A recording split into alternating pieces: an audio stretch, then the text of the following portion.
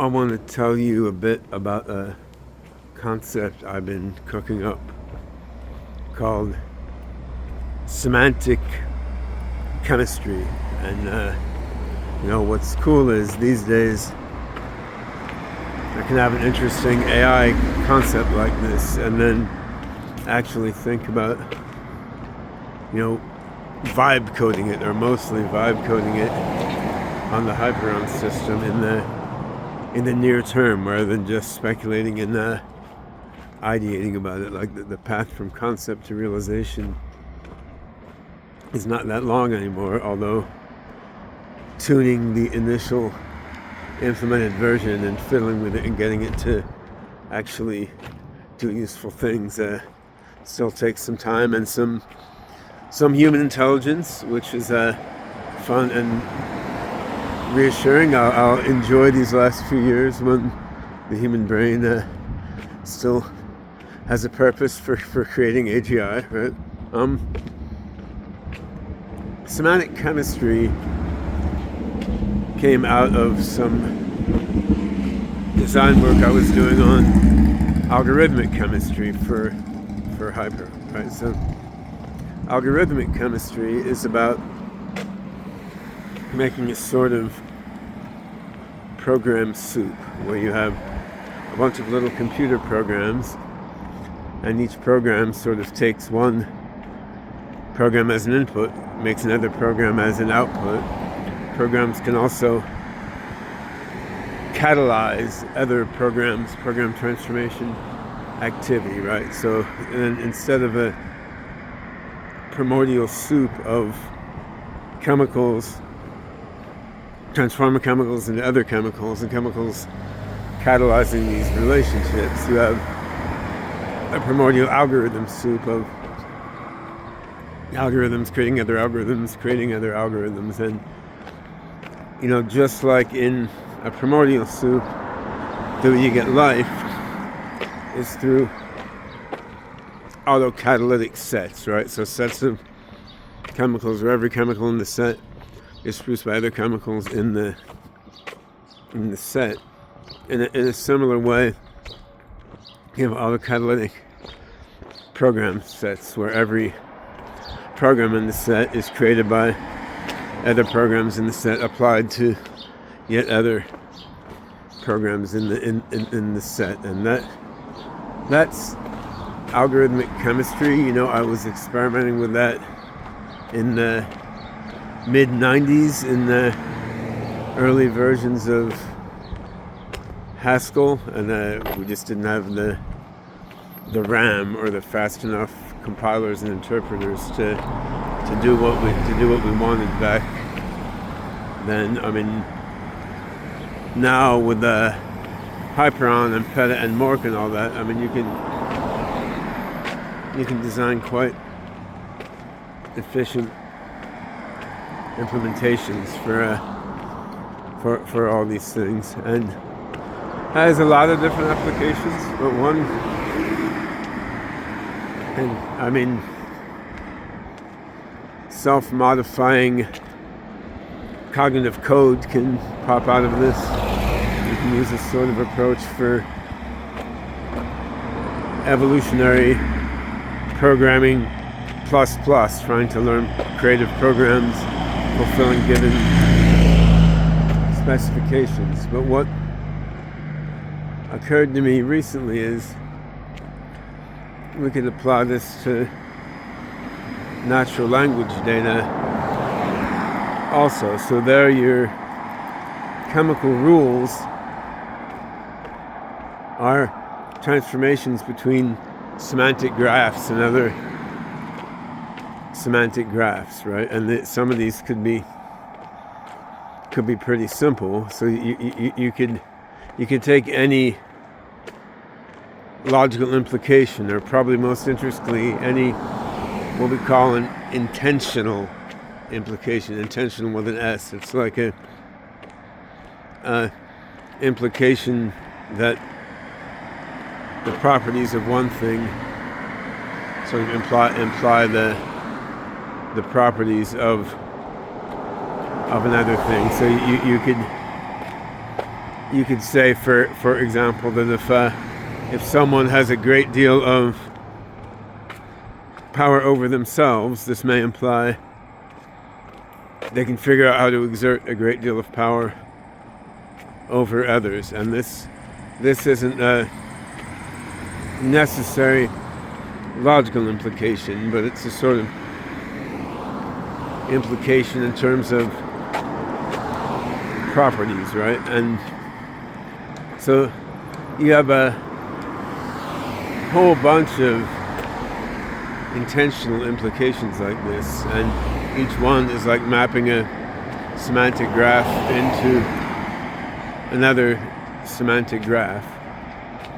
And say if it's about companies or something, we could say, companies with a lot of young, smart employees in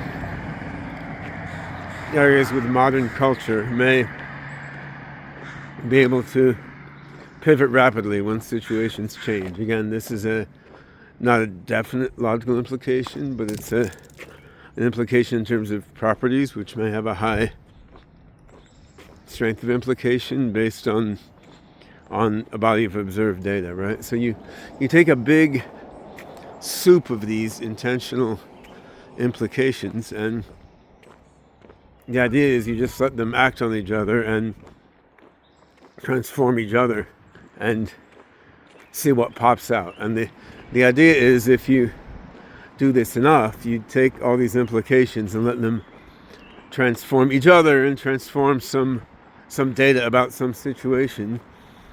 What you get is an autocatalytic set of natural language implications. And this is interesting both conceptually and mathematically, right? Like on the math side, one interesting thing is what you're not doing. Like you're not trying to keep track of where evidence comes from super carefully. I mean, you can still track it, but you're not trying to avoid double counting of evidence the way that you are in normal PLN reasoning or Bayes-net reasoning or something. You're just saying, let's do, wacky semantic transformations all over the place and just do it and then see what results come out. And the definition of success is you get a system of concepts or concept networks that all produce each other. Now you can then sculpt this afterwards if you want to, right? So if you're trying to evolve an autocatalytic set that does something in particular, say that explains, why certain people get a certain kind of disease, or that gives a strong motivation for a certain character in this story,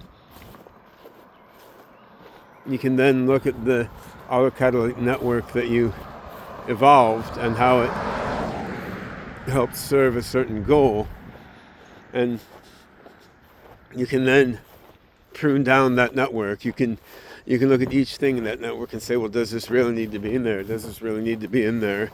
And then you're saying, like, what are the semantic chemicals in your semantic chemical soup that really are critical to make the given reaction network happen, right? And that's the analog of doing what I've called causal coding in a neural learning context, right? Like in neural net learning, what I've seen is you can take predictive coding and you can sort of upgrade it to causal coding. So instead of just looking at whether one neuron predicts what another neuron's going to do, we can look at whether one neuron causes another neuron to do something, and this can give you networks that generalize better than predictive coding, do continual learning better than predictive coding, and predictive coding in turn can do these things, when properly configured, better than standard back propagation, though there's still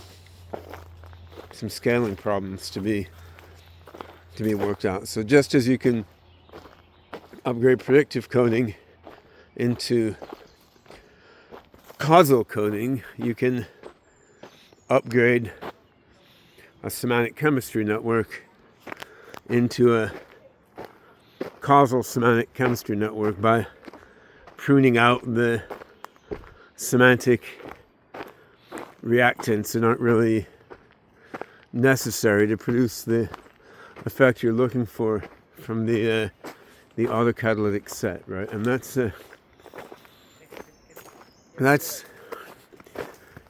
kind of the math side of it. But if you're thinking about it in more concrete terms, I mean, I'm reminded of an essay written by the late great science fiction writer Philip K. Dick, whose 2-year-old messianic character Sophia helped inspire the name of the Sophia robot that I helped with way back when. And Philip K. Dick had an essay called How to Build a Universe That Doesn't Fall Apart a Couple Days Later, or something like that. And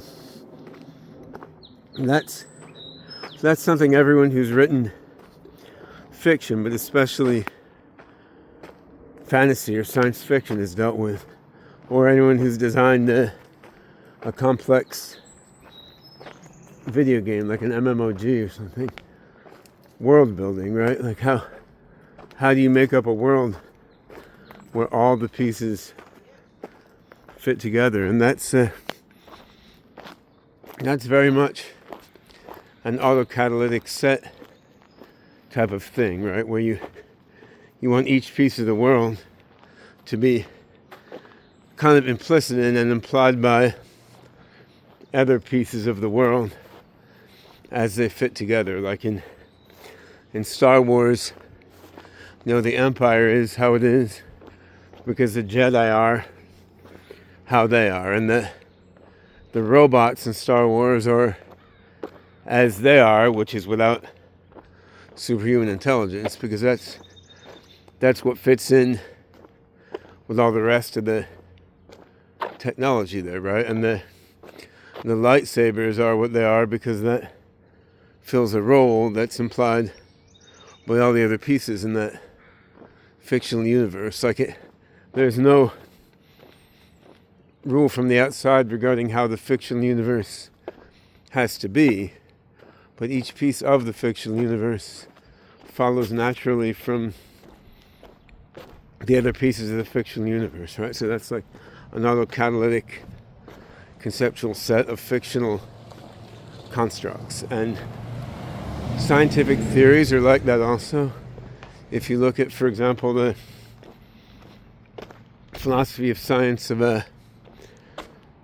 Imre Lakatos or Paul Feyerabend for the middle of the last century, I mean, they were looking at the way each scientific theory kind of hangs together in its own way with its own integrity, right? So, I mean, yes, there's a probabilistic implication aspect to science where you have a certain agreed upon data set that everyone in the scientific community accepts as kind of a real thing, and then you want to have an explanation of what's in this data set that explains the data in a probabilistic way but is reasonably simple and concise by the standards of that community. So you want that, but then there's going to be a lot of ways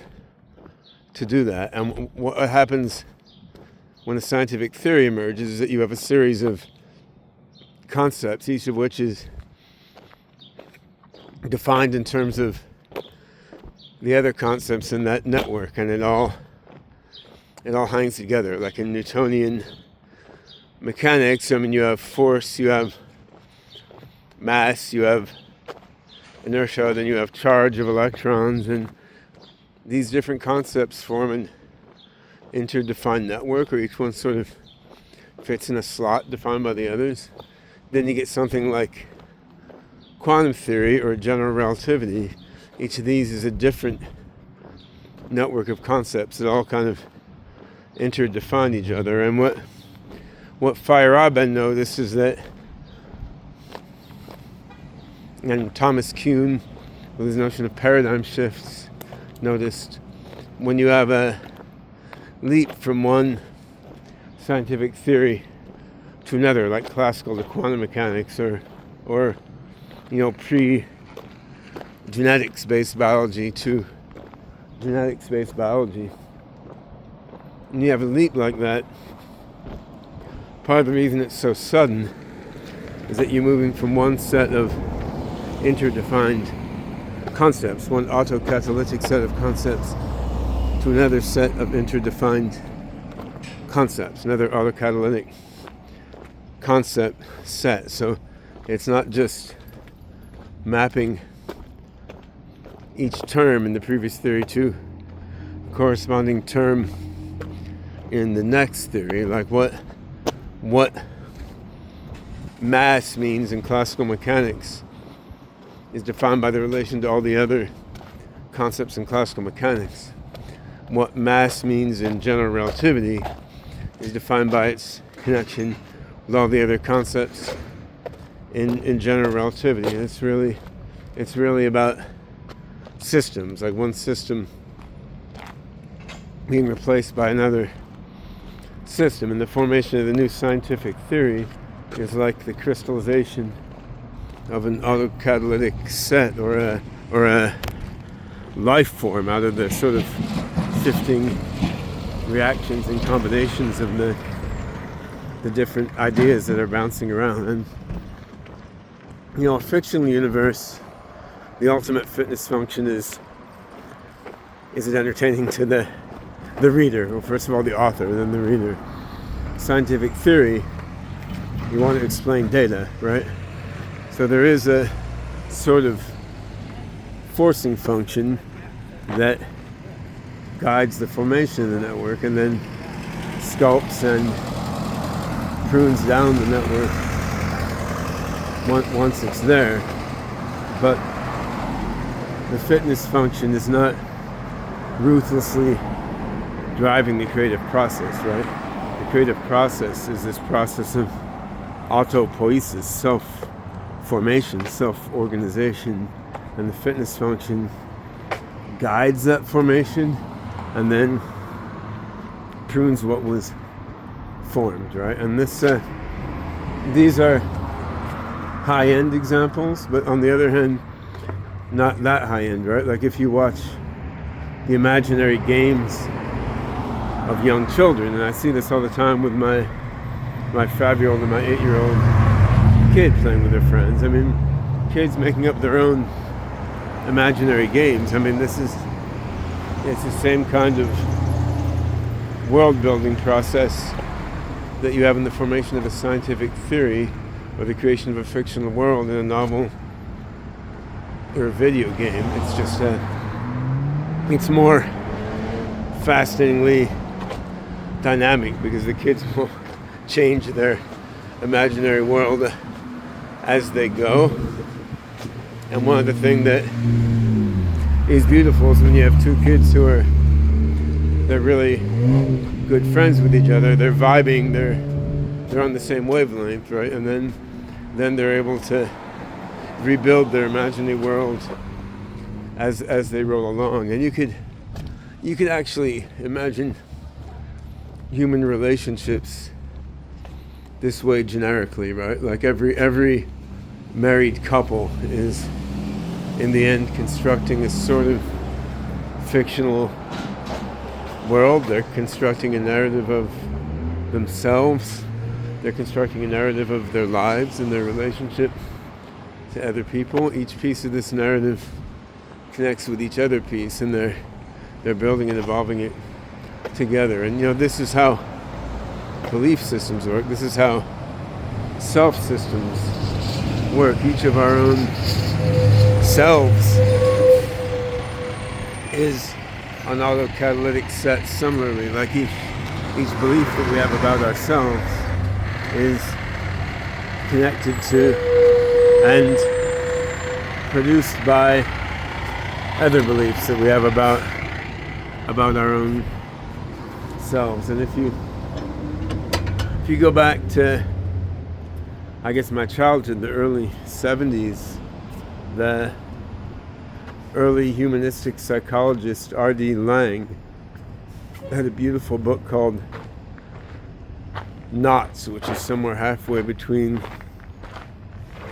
poetry and psychoanalysis, right? And he looked at these self-reinforcing systems that comprise our own selves and our relationships. Like, well, I hate him because he hates me. He hates me because I hate him. I hate her because she love hates me. And you have much more complex knots and tangles defining selves and others and interrelationships. So I think this process, it's far and wide among science and self and fiction and creative play.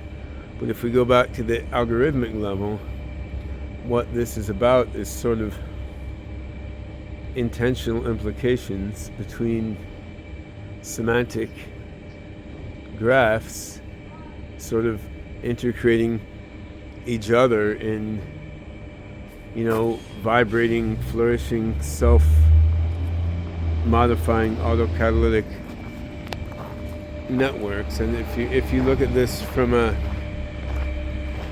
nitty-gritty algorithmic view, what you have is just a different inference control scheme, right? So, you can have an inference control scheme which is very rigorous and structured. Like, you have some premises, you have some conclusions that you want to find the shortest path from the premises to the conclusions with the minimum amount of double counting of evidence, and the highest confidence and the least number of inference steps and so forth. And that's often what you need. That's often the right thing to do. But there's also an occasion for an inference control process that's much looser than that, right? And what it's trying to do is just form a network of conclusions that all follow from each other, like guided and modulated by some external requirement, but not ruthlessly dictated by it. And that's semantic chemistry. I'll link in the description of this video a technical write-up on this that I flogged out of GPT-5 this morning. But what I've tried to do here is give the conceptual motivation for working out these details. Of course, the fun part will be actually implementing it and seeing what it can do in the Hyperon system in a practical context.